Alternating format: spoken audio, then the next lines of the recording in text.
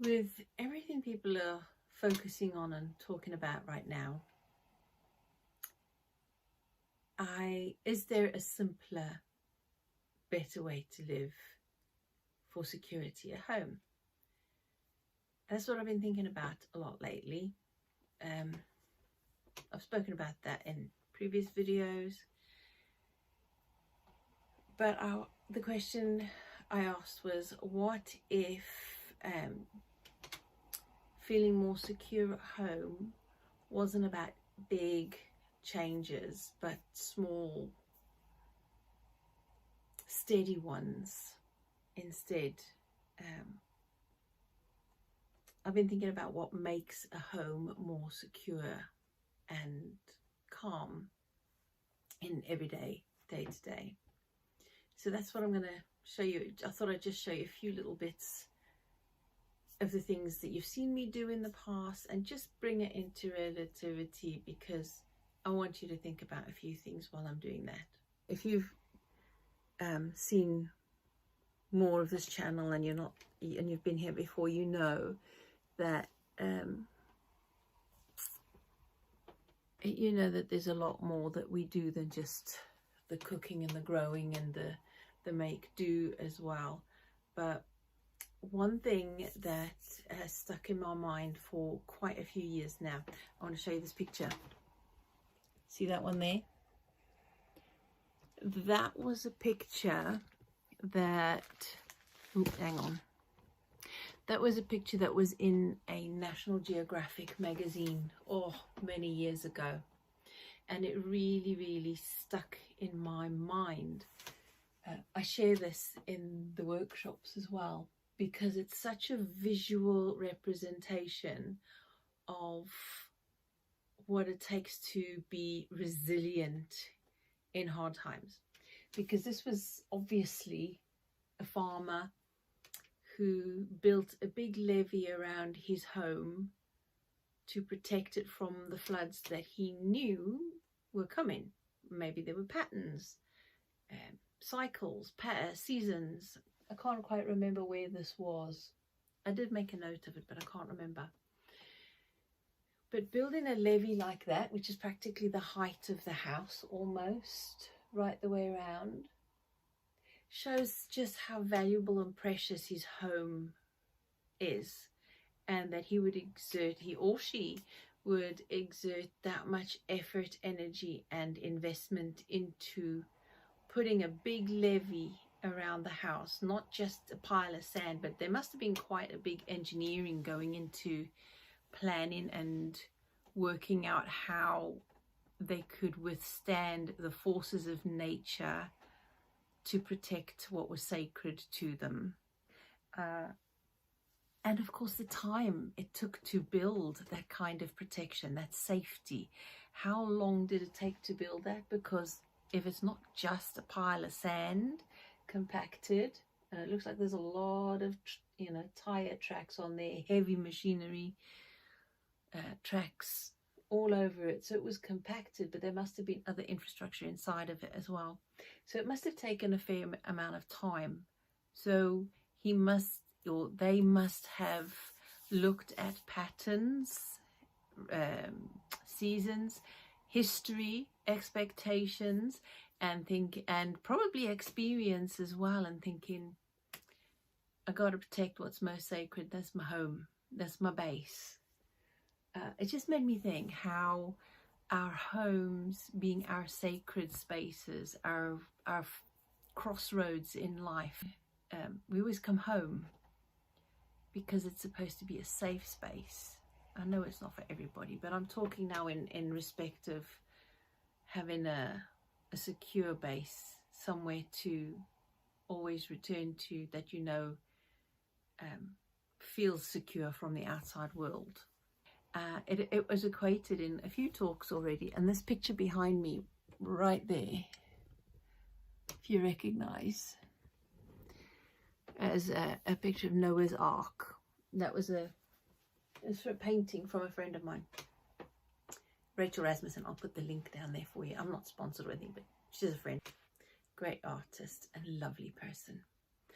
But anyway, she gave me that picture of Noah's Ark, and I'm thinking how the preparations that we make in protecting, securing, and making our homes resilient are like an ark for us.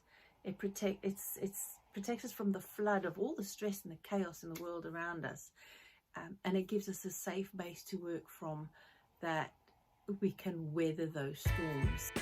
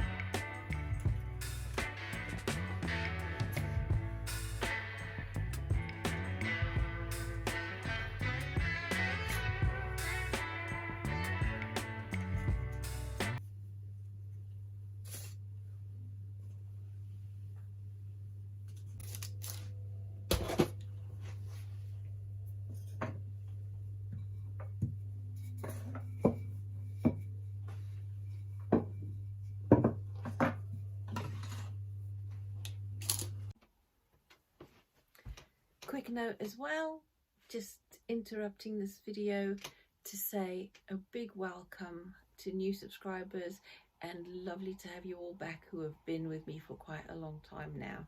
I really appreciate you, and it's wonderful to have you here. Just run out of staples, that's why it's puckering. I need to go and get some staples. And then I need to try and cushion the legs so people don't bump their toes on it. Between the sofa bed at 20, the screws at £15, 35, and I'll have to buy some staples. That's it. So whatever the staples cost, £5 maximum, so 40 quid for a new double bed base. I think that's a bargain. You could use a tall, wide bookcase, a strong, sturdy one for food storage, keeping it in categories, and you don't have to have it on display. Some pretty curtains will hide it just as well.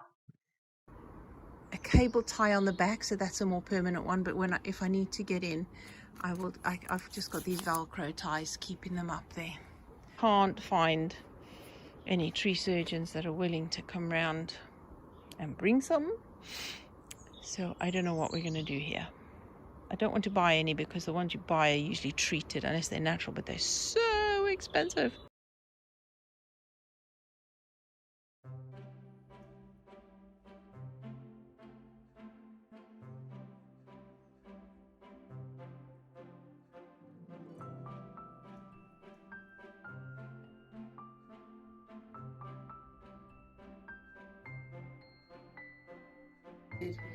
Carrot, a cup of grated courgette, and a cup of, well, half a cup of red lentils, and I stewed and cooked it up, obviously with all the herbs as well, and the garlic granules, onion granules, cooked it up so it was all soft, blended it up with a stick blender, and kept these on.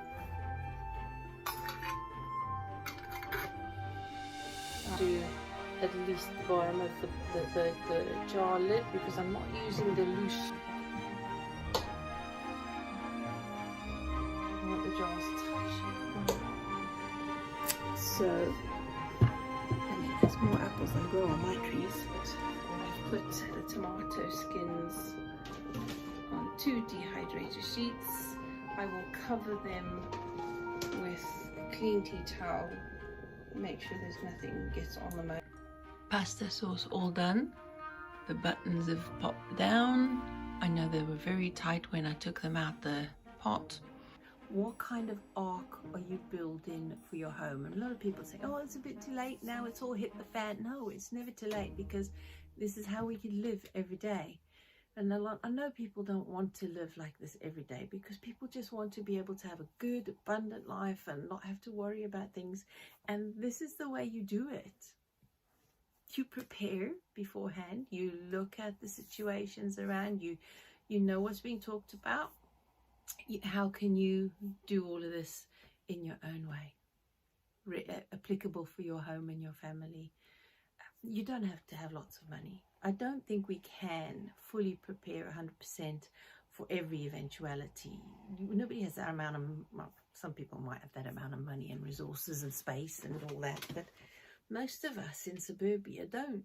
We have the space we have the money we have the ability and the skills we have. So go with that. What have you got?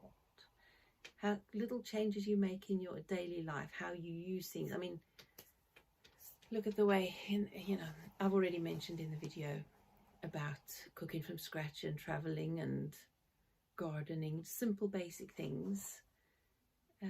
Yeah, that's what I want you to take from this. I'd love to hear from you in the comment section underneath.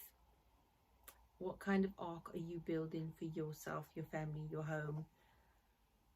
And how's that going? Where do you need help? Don't forget to check out the description box below, because that's where I put in anything else I forget to mention in the video as well, and any relevant links as well. If you'd like to delve a bit deeper into this, then the link is down in the description box as well. So until next time, if there's anything specific you'd like to know or speak about or fathom, let me know. I'd love to hear from you, and let's get talking about that. Okay folks, until next time, do what you can do. Give it your best. Build your arc. Protect what's most important by doing small, regular, everyday stuff and a little bit extra. Right folks, see you in the next one. Take care. Bye bye.